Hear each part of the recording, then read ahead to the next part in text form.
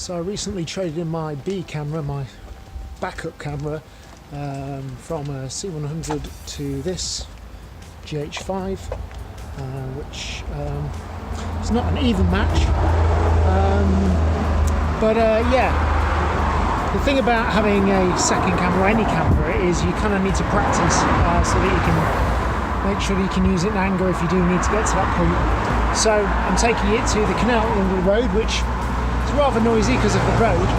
I'm taking it to the Canal at the end of the road to have a little practice and see if I can make a little film, just whatever wildlife is there. So apologies for the car noise. Here we go.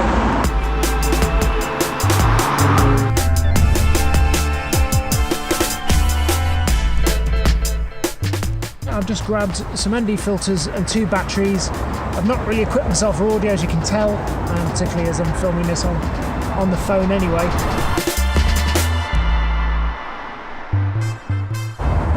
So I'm being deliberately cruel to this camera, and I'm comparing it to the C100, which has a lot more videographer tools built in. It doesn't have all the tools the C100 does. It doesn't have built-in ND filters. The audio is a bit lacking, but I figured I can make this work. So far I'm loving the picture on this, but in the real world the audio affecting the levels, you change the levels. I've set it to change them with the dial, but it doesn't take effect until you press enter. That's worth knowing in case you think, oh yeah, I've sorted the levels out. Now press enter after you sort them, unless there's a setting. If there is, please let me know about it.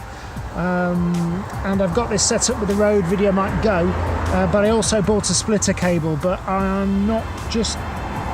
I need to get the splitter cable remade with an L-shaped jack because it doesn't go into the bag so easily, and I'm worried it's going to get damaged. I'm put an ND filter on. This is a ND filter.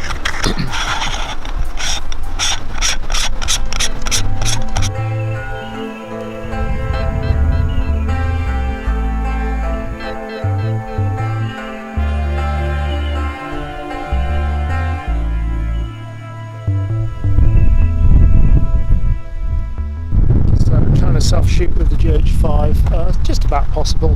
Heavy lenses for it. So I'm walking along holding GH5 at arm's length while I'm getting tireder and tireder.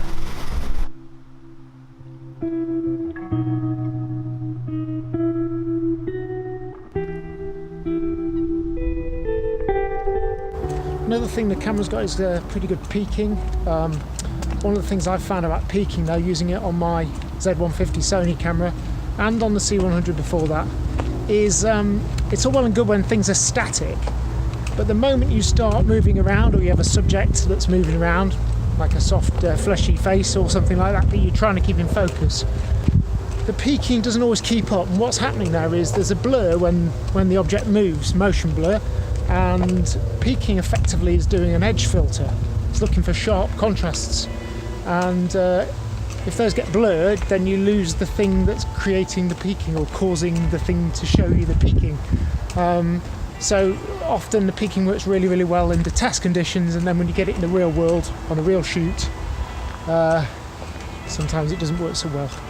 I just think it's the way we film. You know, we set the shutter speed to twice the frame rate, and it's not enough to keep things crisp, and that's fair enough. That you don't want it crisp, you want to see that motion blur.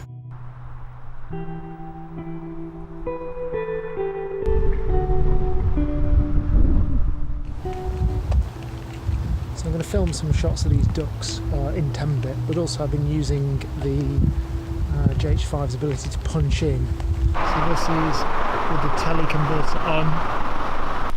The problem with the teleconverter is that you can't use it when you're in record. So you can use it for recording, but you can't change it once you're in record. So be sure you're going to want to use it before engaging it, because even when you stop recording, it won't let you change it until it's finished storing everything to the tape. Tape? What is this? 2005? What I brought with me today is a 24-105 L series lens, which I used to use all the time on the C100. Now I've got an ND4 on it, just a reasonably priced one from Niwa, and yeah, let's see what the shots are like. Just switch to the ND8 from Niwa just to see if I can get some real shallow depth of field shots. These Neewer lens filters were really very, very reasonably priced, and they seem to be pretty good, and what I'm hoping is that I avoid any of that strange kind of effect you get when you use a variable ND and push it to the wrong part of the selection. I don't know whether that's the right word.